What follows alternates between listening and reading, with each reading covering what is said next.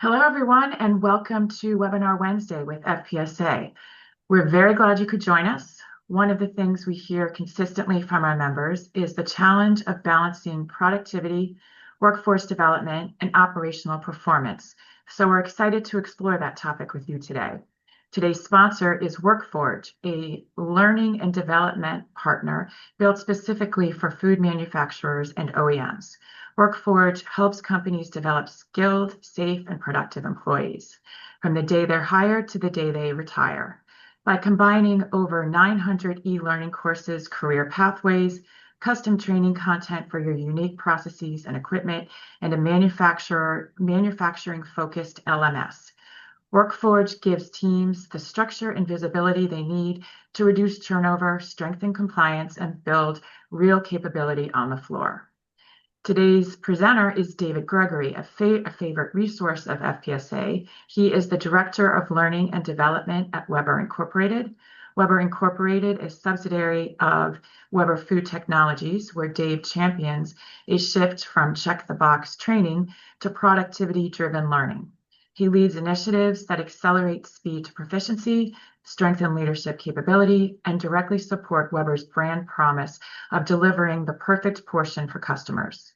Dave specializes in translating strategy into execution through evidence-based learning, adult learning principles, and behavior-anchored performance models. His work spans leadership development, technical capability building, talent management, and organizational performance.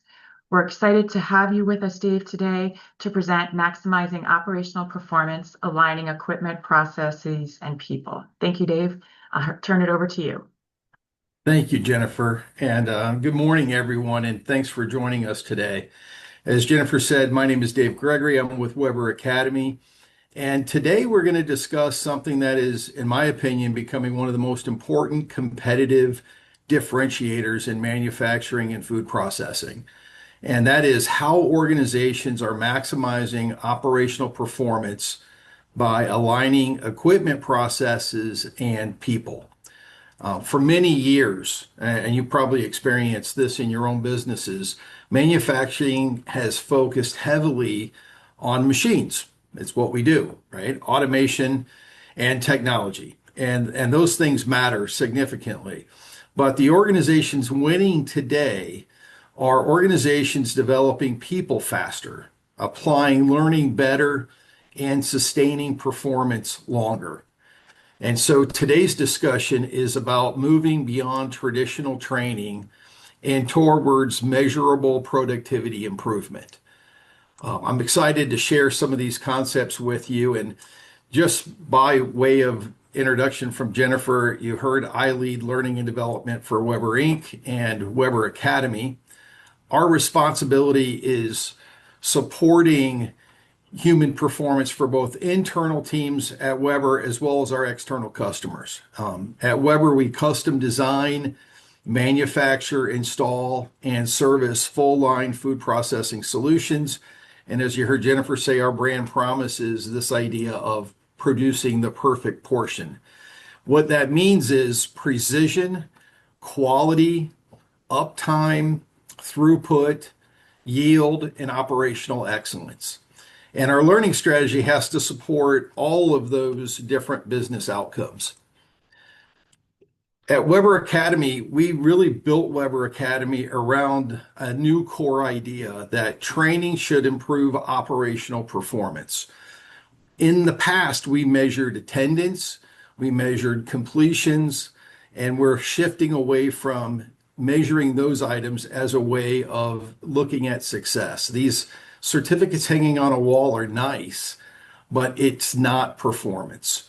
And what we mean by performance is how do we ensure that we're improving yield, reducing giveaway, improved throughput, higher uptime for your machines, faster troubleshooting, better operator confidence when they're operating machinery, reduce turnover in your teams, and how do you produce stronger leadership to lead all of those initiatives that are focused on performance.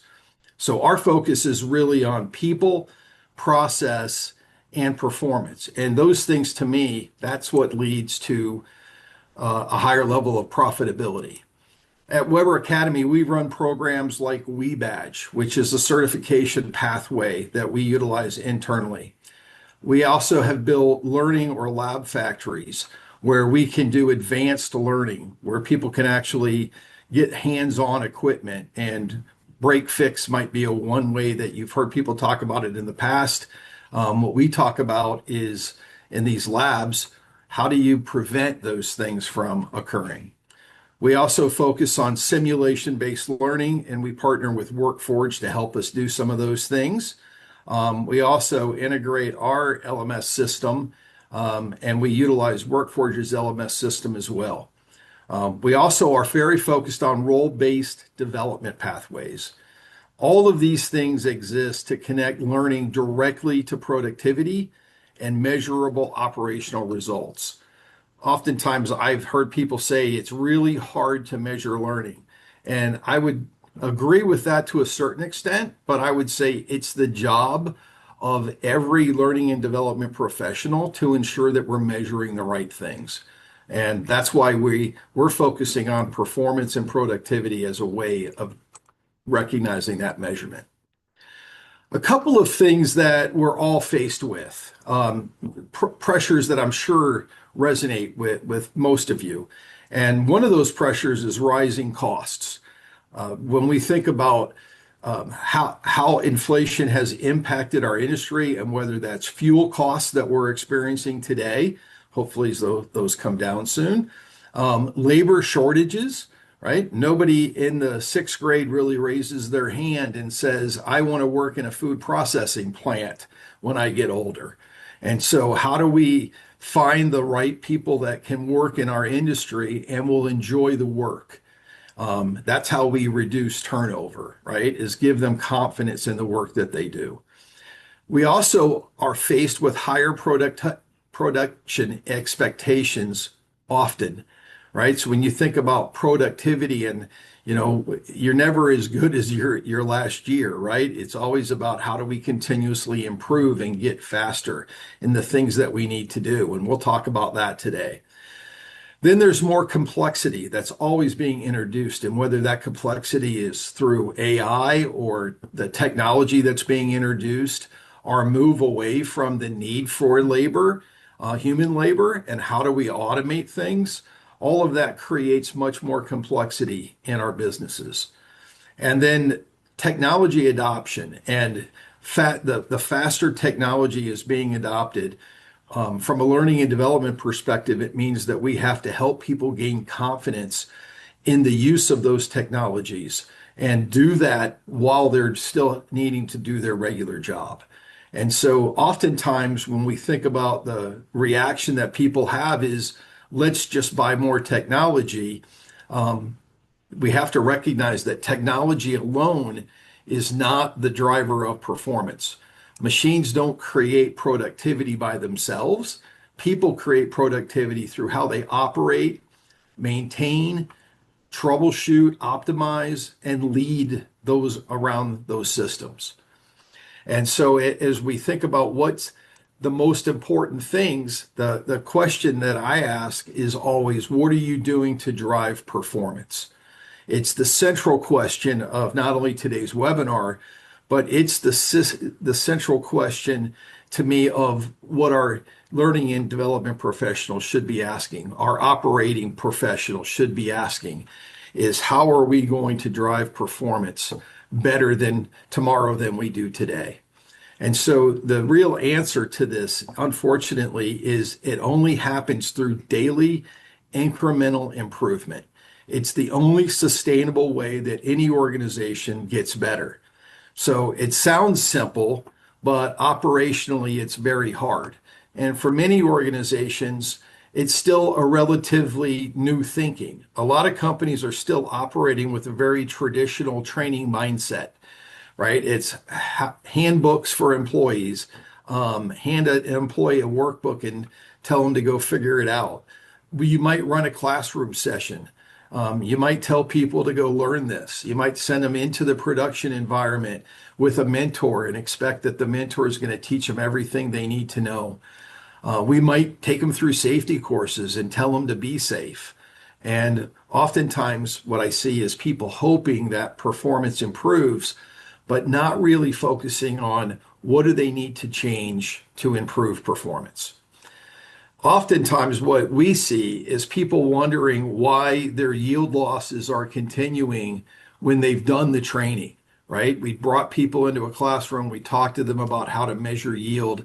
We did all of these training events, and yet yield didn't improve, right? Or giveaway still remains too high, or we're having unplanned downtime events with our machinery. What's happening, right? If operators are struggling with consistency, sometimes the answer is, well, let's put them through more training. If we're just training them on the basics, then they're never going to be focused on the areas of productivity that they need to be focused on. And so oftentimes you'll see people get frustrated and turnover stays high. Supervisors often find themselves spending most of their day putting out fires, right? This idea of firefighting instead of focusing on how do they get their team to improve a little bit every single day. And so it's sort of a rhetorical question that we should all ask ourselves. But if training is really working, why aren't operational results improving faster? And oftentimes the answer to that is because the objective cannot simply be training completion. And we have often measured training in our industry. We did it at Weber, where we measured it based upon completion as well as based upon what people told us about the training. And so we would do what's referred to as a level one survey. And many of you have participated in level one surveys when you've done training in the past. It's the old questions about, did you like the content? Was this applicable to your job? Did you like the trainer? You might answer all of those things with a 4 out of 5 or even a 5 out of 5, but it doesn't mean that your productivity has improved. And so when we think about the right ways to measure training, it really is in our industry what I like to refer to as the holy grail. It's throughput, it's yield, machine availability time, and then also the ability to reduce giveaway. You might also measure things like quality and safety and reliability. You might even be more advanced and measure revenue per employee, which is a really great measurement as your businesses grow, right? Are you continuing to increase revenue per employee through the training that you're providing? And so that idea of revenue per employee, it's really one of the most important business measurements in manufacturing, especially in those companies that are in growth mode or high growth mode. Organizations that improve productivity without proportionality of increasing labor costs create tremendous competitive advantage for themselves, right? So when you think about somebody that can maintain revenue per employee as you grow your revenues, right? And you grow the number of people you have in your business so you can support more of your customers. When you maintain or grow that revenue per employee, it means that you're going to be way more profitable in the long run. So thinking about how do we do this idea of driving towards performance, it really is in a manufacturing environment, food processing environment, it's better trained operators. It's faster troubleshooting from your maintenance teams, better decision making from your frontline leaders, fewer mistakes from operators or others, less giveaway, right? Getting closer to on weight portions every single time, having more machine availability time than you do today. And then, really importantly, growing confidence in your employees to be able to operate at a higher level. When they can do that, when they have that confidence, they will give you more discretionary effort. And greater discretionary effort results in greater performance. What we find in high performing teams is, frankly, they give more effort, they try harder in the long run. So, all of these things improve operational output per employee, and the organizations that improve human performance faster will outperform the organizations that only invest in equipment. Machines matter, technology matters, AI matters, but sustainable productivity growth happens when people improve, every single day. So that's really how we think about driving performance. One of the reasons that traditional training often fails is because it was never designed to improve behavior. Research that we've done, research through the Association for Talent Development and several other organizations like Josh Bersin and Associates, for example, their research is consistently showing that retention drops dramatically within 30 days following a training. Oftentimes, it drops to a level which is below 20% retention rates. In other words, 80% of what we may have taught someone in training will be lost within that 30-day period. And it's simple, right? It's why. Why does this happen?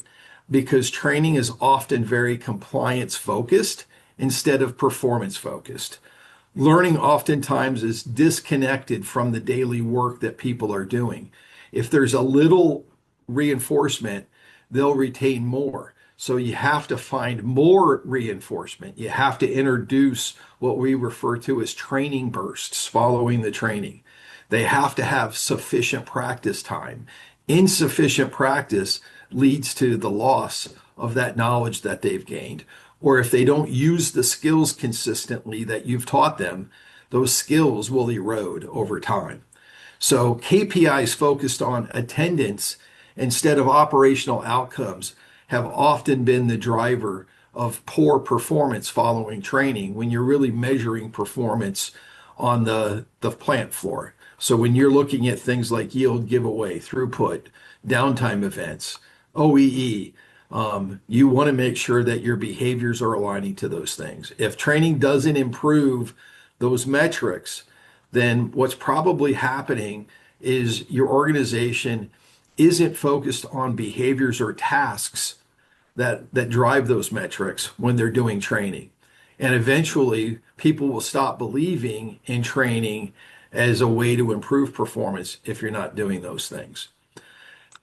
Some other areas that we've looked at when it comes to adult learning is we really have to be focused on how and why will adults learn, and how does learning theory and operational performance intersect. And so we know adults will learn best when learning is relevant to them. It's focused on a problem. So when we think of problem-centered learning, what we're really talking about there is focusing on the problem that you're faced with in the plant and being able to address that problem through the learning that takes place. The way that we recommend people build learning plans today is really an assessment of what are all the problems that you're being faced with, and then where is your performance at, and then building back from what you understand your actual performance to be based upon those behaviors or tasks that need to change. We'll talk about a formula for that in just a few moments.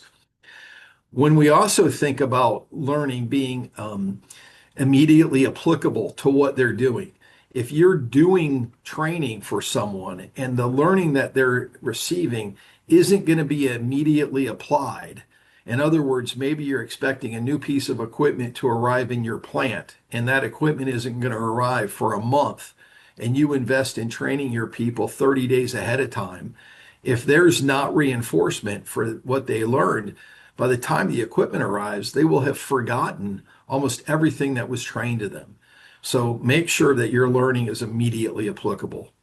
It also has to be tied to real world outcomes. And when we talk about real world outcomes, what we're really talking about is how do people see the improvements that they're making? It's what we refer to as motivation through mastery. People will be more motivated to continue doing the right thing when they see that it has an impact. And so when you think about how do you reinforce this learning and the training that someone goes through, you have to make sure that when they do it right, they're receiving affirmations for that. Oftentimes I hear people tell me that they don't need affirmations. And to me, cognitively, that doesn't make sense, because we all need to know when we're doing a good job. We need to know what's expected of us. And when we can deliver on those expectations and we receive the praise and recognition that we deserve for doing a good job, it is motivating. And that motivation then leads to us doing more and more of that, and it becomes a level of mastery.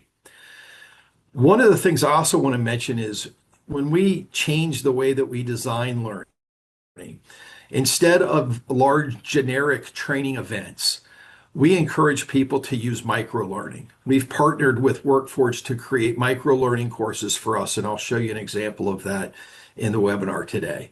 We also are very task-based reinforcement. And what I mean by that is when we have a task that someone needs to be able to complete as part of their job in the plant, we have to make sure that that reinforcement of that task is consistent. It'll become a habit for someone when it's reinforced. Simulations are a great way to learn, but scenario-based learning is important, but it's not the only thing, right? We have to have the ability to get people in front of the equipment, in front of the processes that understanding the processes they need to follow and actually do it in a live environment. Doing it in a classroom is nice, but until you do it in a live environment, you don't really demonstrate the level of skill that you need. So things like just-in-time support, coaching feedback or coaching loops, and then that KPI driven reinforcement, right? Where you're always talking about performance. What is the goal for today? What's our throughput goal for today, right? What's our yield goal for today? Did we hit those goals?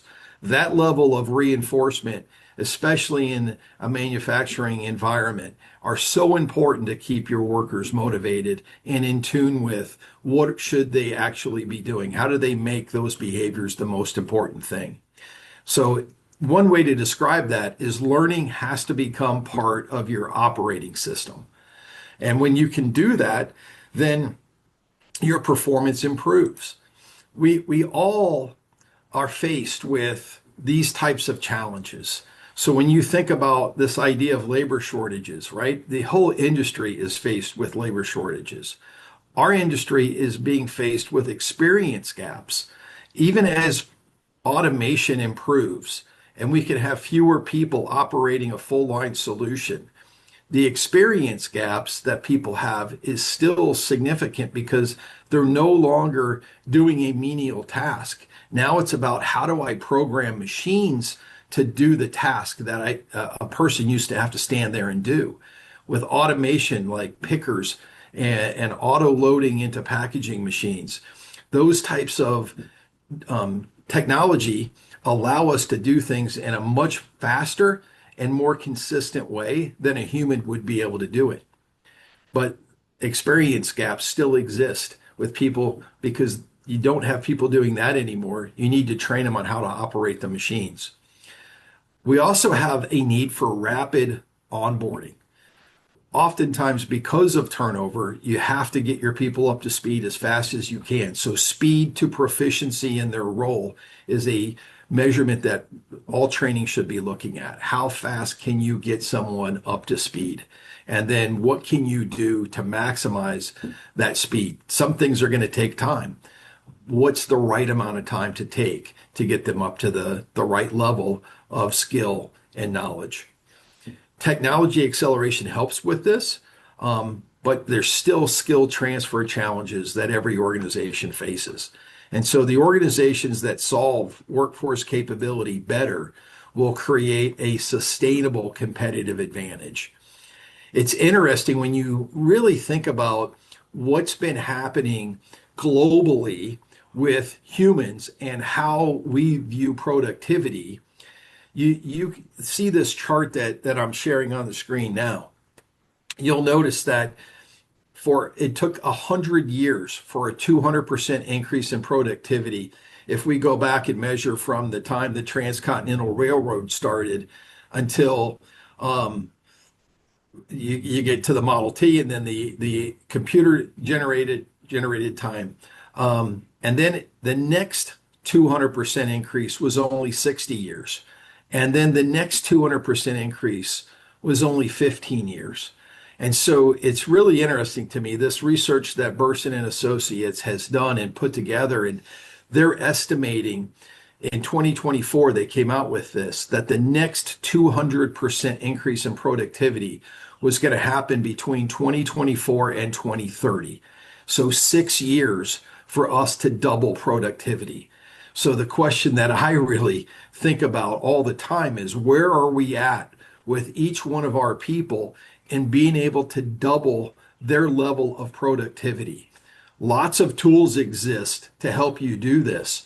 But if you're not constantly thinking about what are we doing to improve the level of productivity that we have, then you're going to fall behind, right? It's this idea that productivity is increasing and the amount that people can generate is obviously increasing. And so the people who recognize this and address this trend, that's are going to be the people who end up winning in the long run, is how do we address these things?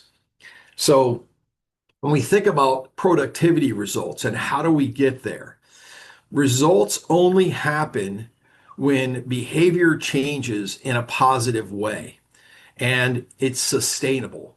And so when you think about this idea, this learning success formula that I'm sharing on the screen now, this idea of improved results, this is a metric. You can always look at any type of metric and say, all right, what do we need to do to improve that metric? So that metric might be machine availability time, it might be yield, or it could be throughput, whatever you choose. When you think about that metric and how you're going to improve that performance, you have to identify what positive change needs to take place in order for that improvement to take place. If you keep doing the same thing all the time, we know what you're going to get is going to be the same thing. In fact, the definition of insanity is doing the same thing over and over and expecting something different. And so you can apply this to so many different things, even personally. I always like to think about this from how is Dave going to lose weight, right? If I need to improve my result, my scale needs to change and go down. There has to be some type of positive change that I make. And so maybe that behavior has to be I need to become more aware of what I'm eating or how I'm fueling myself. Maybe it's the task is I have to prepare my meals on Sundays so that I have a meal prepared for the rest of the week, right? It's those behavior changes can be applied to so many different things. Then we have to be able to look at the behavior. So when you identify the behavior or task, that's step one. Step two then is you have to be able to do an honest assessment. And that's the key word there. It has to be an honest assessment of what needs to change. And so when you think about these three areas, attitude, skills, and knowledge, we always look at the knowledge piece first. What do I know about the behavior? Can I define that behavior? Can I define the task that needs to be completed? When we think about the questions for a behavior, there's only, or for, excuse me, for knowledge of that behavior, there's only two. The first question is, can I define the behavior? The second question is, do I know why that behavior is important? If I can answer both of those, then I probably have the knowledge I need. Skills, on the other hand, then, is my ability to demonstrate that behavior in a live environment. And so skill building requires several different steps, and we'll talk about those steps on the next slide. Attitude is my willingness to implement that behavior. It might not just be it's not my attitude towards life in general, although that can have an impact. It really is my attitude towards this behavior. So when you think about training yourself, if you're like me and you recognize I need to do my meal preparation for the week, am I willing to do that? Or do I say, I'll just push that off and I'll just prepare my meal every morning and then the morning comes and you get busy doing other things and you go, oh, I'm just going to order that fast food again, right?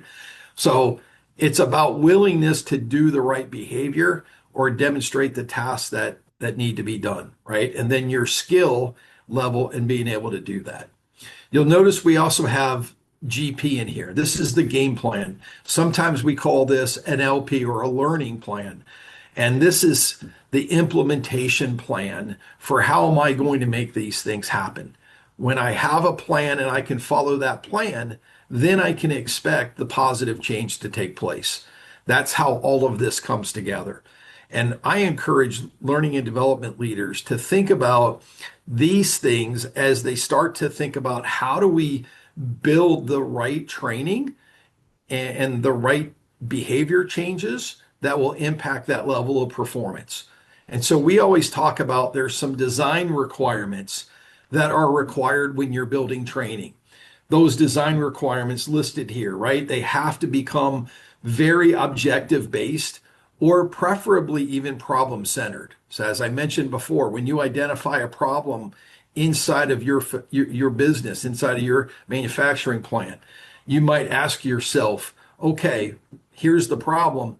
What behavior or task needs to change in order to change that from being a problem to being a strength, right? And so when you think about those behavior or task changes to improve your performance, you also have to then deliver that to your learners in an engaging or motivating way for the learner, right? If they're told, hey, you just need to change this or else, guess what? They leave, right? That's a big driver for why so many people lose folks is because the way that they might approach the coaching and the development of that person doesn't align with what that person believes or wants to do. And then you also have to make sure that you're tying that back to that measurable KPI, whatever that key performance indicator is. If it's throughput that we're trying to impact, and we have to look at how fast can our line operate, where are, for example, our bottlenecks? When we can identify what's causing that bottleneck, we've now identified a behavior or a task that needs to be improved. Then we can build the training from that. When you think about learning productivity on the other side of this screen, right, it has to include some piece of self-paced knowledge transfer. In other words, you don't have to invest in having a facilitator teach the knowledge piece. Knowledge can be easily transferred through lots of different methods, including e-learning. And we have found e-learning to be especially beneficial to pass knowledge along. The skill development piece, there's 4 steps to any level of skill development, and those are listed here. And the idea of this is really important. This is where most training fails. If you don't follow all 4 of these steps, and you can probably think about examples that you've noticed in your own facilities, right? It has to start with someone doing it and you watching. If you're the learner, you're watching a mentor, a more proficient person complete that task or demonstrate that behavior. Then you can help them, right? And then the third step is you can actually do it and they would be there to help you. And then finally you can do it on your own and that person can just observe you. Another critical step to reinforcing learning until it becomes a habit is this idea of number 3, collaborative discussions. Oftentimes, the reason training is failing in the design of the way training gets done is we might do some great e-learning. We've transferred the knowledge we need. We bring people into the environment where they're going to be operating or maintaining the equipment, and we run through the skill development, and they gain that. And then we skip step 3. And if you skip step 3, that means you're not having enough of those discussions to reinforce the learning often enough. Sometimes I hear people say to me, Dave, how long do you have to do collaborative discussions for it to be really effective?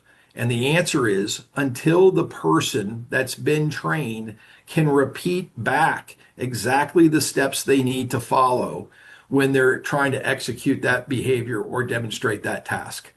And that's when you know that the habit development has taken place, right? Because they can consistently perform at the higher level that you need them to perform. In other words, the positive behavior change has taken place for a consistent period of time. That might be 30 days. It might be shorter, but oftentimes it's going to be 30 or more days in order for that habit to truly be able to be formed. So when you think about competency, competency is truly built through repetition, guided practice, coaching, reinforcement, and lots of feedback. It's not built through a single classroom event. Oftentimes, we have people that will want to schedule training because they aren't performing at a high level. And we begin that process and say, okay, what training should we be delivering if we haven't identified yet what the problem is and what behaviors need to change? There's no reason to do training. Training for training's sake becomes just that. It's a check the box event. It doesn't impact performance. And so if you start with performance and build your way backwards, you'll get much better results. You may be familiar with Malcolm Knowles, very famous for having written lots of different things in relation to adult learning.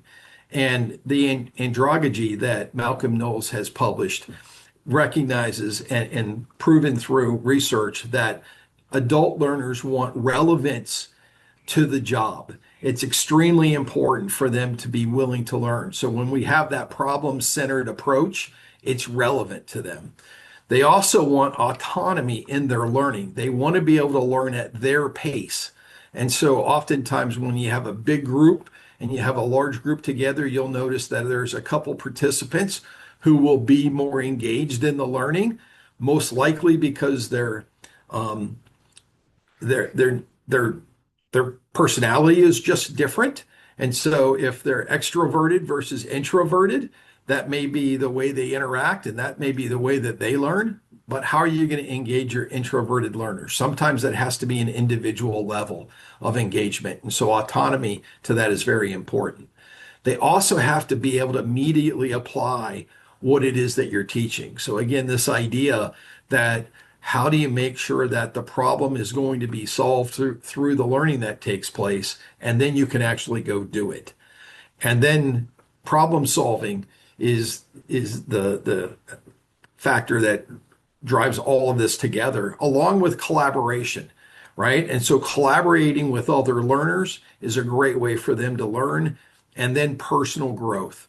We know that people find fulfillment in their work when they can grow their knowledge levels and they can contribute that knowledge and skill that they develop to others.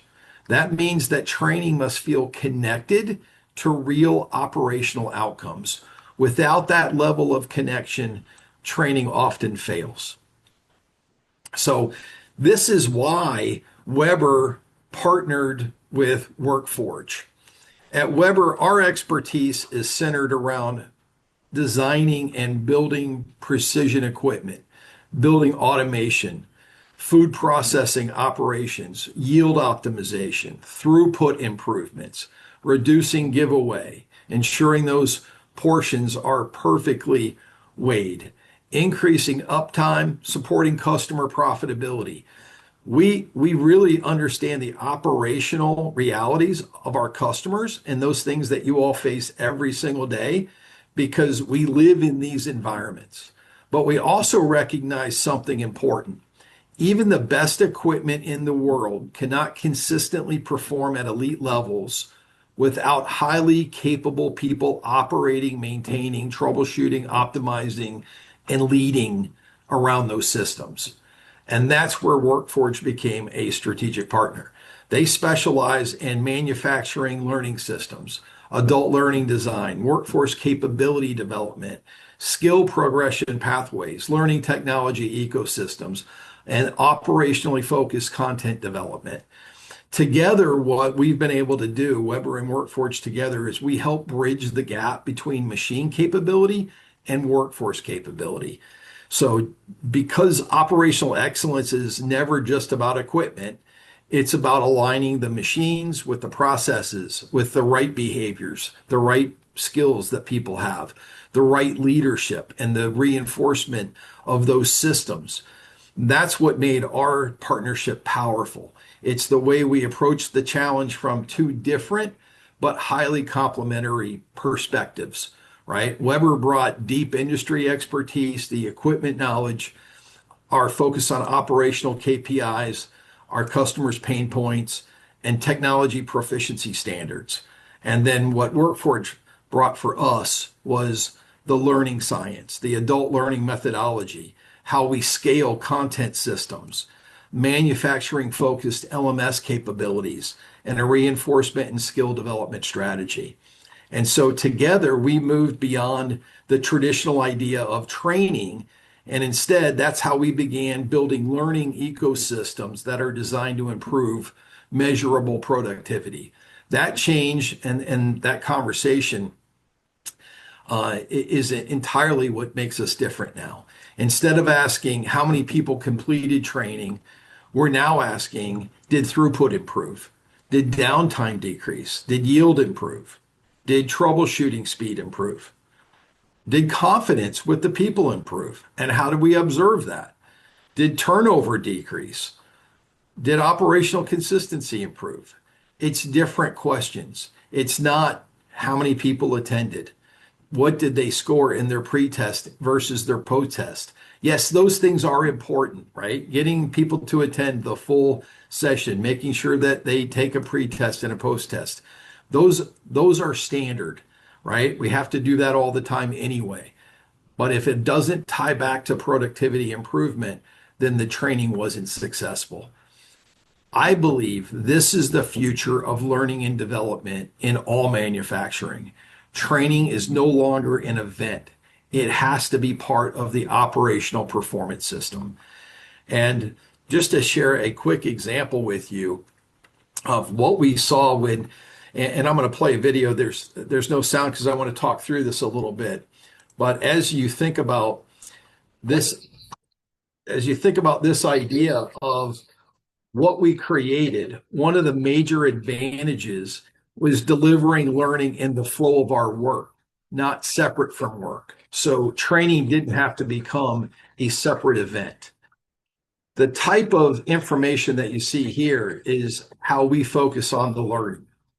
And so when you think about the idea of just training a basic level on packaging and talking about what happens when a packaging machine starts forming the film, right? Our ability to be able to deliver this in a micro learning mattered because the people that we are teaching this, whether it's an operator in a plant or a Weber field service technician that's brand new to the industry, it's an easy way for us to address what they see.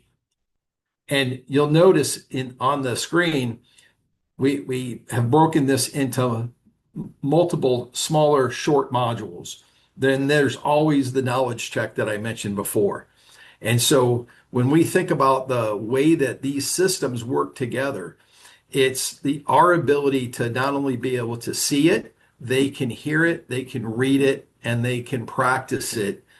And then we can easily take this type of information and produce it in the language that's necessary for them to be able to learn it. One of the major challenges we have that our industry has is what are the languages that are being spoken in your plant? Developing all of this in English is nice, but it doesn't help when your workers are Spanish speaking or Polish speaking or French speaking or whatever language it is that they're speaking. We have to have the ability to transfer that learning into those languages. And so this is just one example of how we worked with Workforge to take some of this information and be able to share it in lots of different ways with our learners. I want to share what some real results could look like. And this is a example of one of the customers that we worked with. We established a baseline of how many sandwiches a week they were getting through from a throughput perspective. And what we did was we sat down and then figured out how do we build a program around the behaviors and tasks that needed to change in order to improve that throughput. We developed a 6-week program with weekly and monthly follow-up sessions. And we did some training with some facilitating, some of our facilitators at Weber, some of our learning consultants. And then we had additional people in the plant reinforce those things that we taught. And it was very machine specific, but it was also tied very closely to these behaviors that we needed. Then we looked at production levels every week following training, and we maintained looking at those production levels for several months. It became part of their habits, how they operated on a daily basis, then focusing on the productivity, the throughput that they needed. And after the training, they were able to improve their sandwich production by 49%. And most importantly, they were able to sustain that level of improvement. When we think about learning and development today, this is what learning should look like, right? What's the baseline? Where are we operating at today? What behaviors or tasks do we need to improve in order to operate at a higher level? Sometimes we don't know what that higher level is.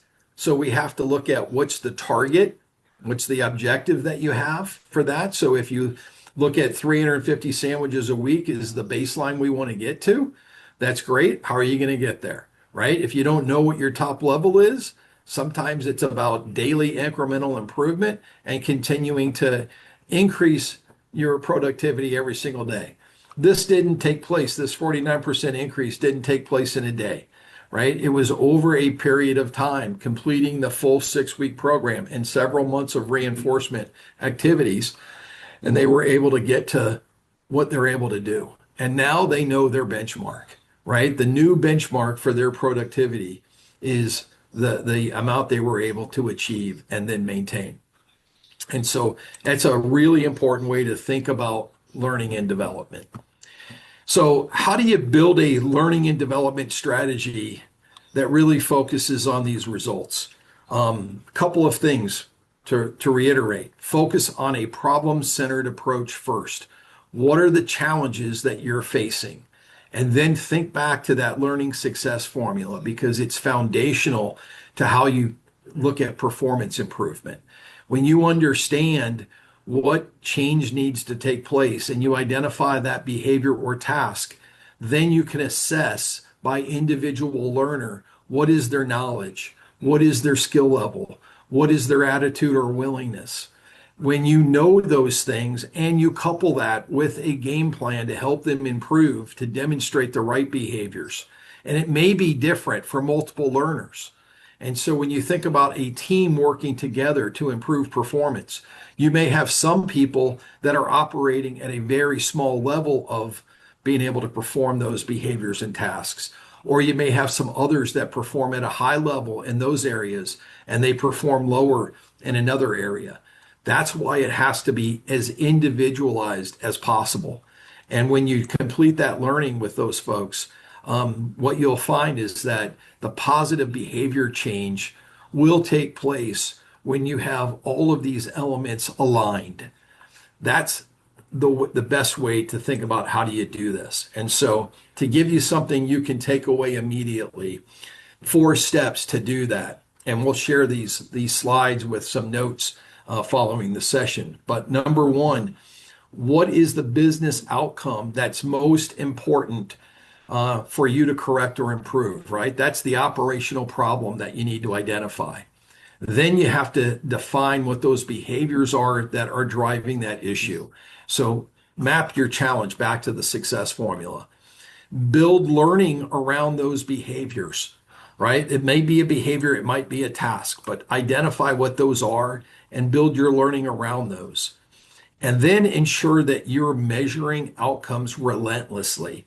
This is the hardest part. Many people think is the hardest part.